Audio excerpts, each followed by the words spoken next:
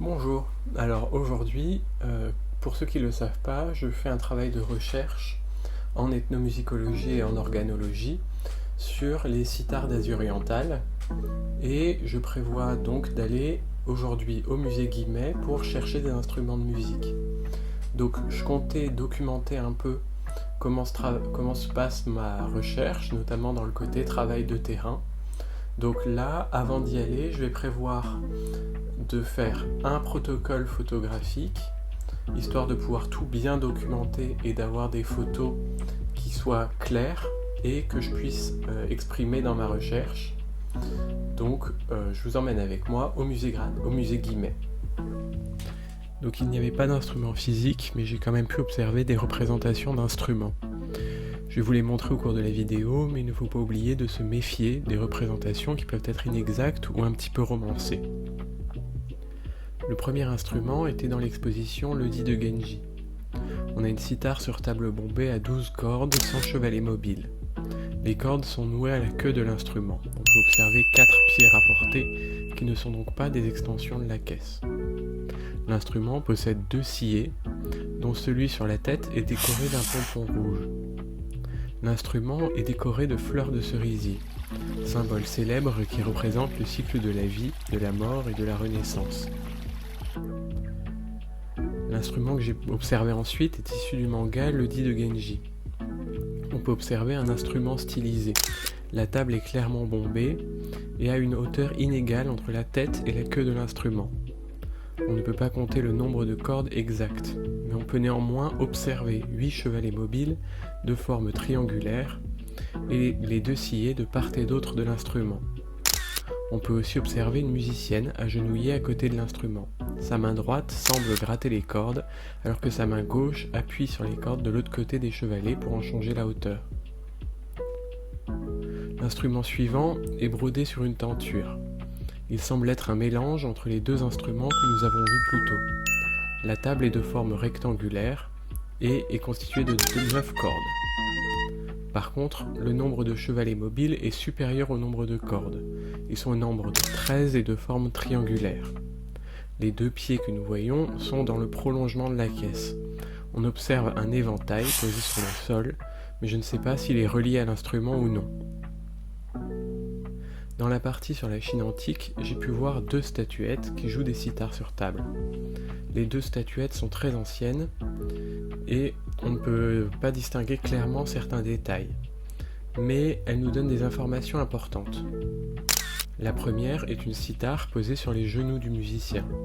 Les côtés longs de la table ne semblent pas parallèles. Le musicien ou musicienne a son index et son pouce pliés l'un contre l'autre, alors que sa main gauche est ouverte et tournée vers l'extérieur. La seconde est entièrement parallèle et bombée. On voit un gros bouton à la tête de l'instrument qui peut être une cheville. La main gauche semble pincer les cordes, alors que la main droite appuie dessus. On peut compter 8 cordes gravées, ainsi que 2 sillets. L'instrument est posé sur un support et non directement sur les genoux de la statuette.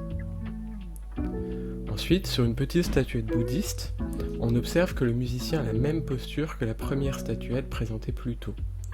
Et nous pouvons donc nous demander le rapprochement entre les 2 instruments. L'instrument a néanmoins ses côtés longs parallèles, comme dans la sitar dessinée en manga. La caisse est plus haute à la tête qu'à la queue. Je n'arrive cependant pas à savoir ce qui est accroché à la queue de l'instrument. Cette statuette peut nous donner des éléments de contexte sur l'instrument. Le Chaegori, c'est un style de peinture coréenne qu'on peut retrouver en Chine sous le nom de Duobago. Il repose sur le principe de l'objet comme sujet. C'est donc un assemblage d'objets qui sont souvent reliés aux lettrés, livres, instruments de musique, calligraphie, etc. J'ai pu en voir 2, et les 2 présentaient un instrument de musique. Le premier nous montre une sitar accrochée à un arbre par une sangle. On peut y distinguer 2 sillets de part et d'autre de l'instrument. On compte 6 cordes, mais je n'arrive pas à déterminer certaines parties dépeintes par l'instrument. Dans le deuxième Chaegori, peint sur un paravent, on peut observer une sitar particulière. La perspective me paraît peu naturelle et non réaliste. La tête est très échancrée et on observe un mélange de 12 chevalets fixes et de 3 chevalets mobiles dans la forme dite pas de doigt. Les cordes sont nouées à la queue de l'instrument, de manière similaire au premier instrument que nous avons décrit. Alors, qu'est-ce que tous les instruments qu'on a vus nous montrent ? Donc ça nous montre déjà qu'il y a une grande variété dans les instruments présentés et représentés dans le cas des dessins et sur des tentures, etc. Ça nous montre aussi que se baser seulement sur des instruments qui sont peints et représentés, c'est insuffisant pour vraiment décrire ou savoir ce qu'est un instrument. Des fois, on n'arrive pas à compter le nombre de cordes, on n'arrive pas à savoir s'il y a des chevalets mobiles, des chevalets fixes, et il y a plein de choses qu'on n'arrive pas à déterminer. Par contre, ça nous donne des informations importantes sur l'histoire de l'instrument, et notamment de son contexte, et de tout ce qui va autour. Par exemple, qu'une statue bouddhiste joue d'un instrument nous donne des informations sur cet instrument en lien avec le bouddhisme. C'est donc toutes ces informations qui sont fondamentales pour comprendre les instruments et les sitars sur table dans la représentation historique.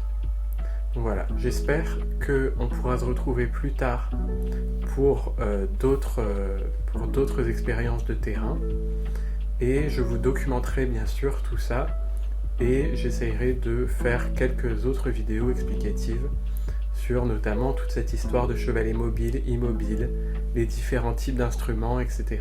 Donc on se retrouve bientôt, merci de m'avoir suivi et à la prochaine.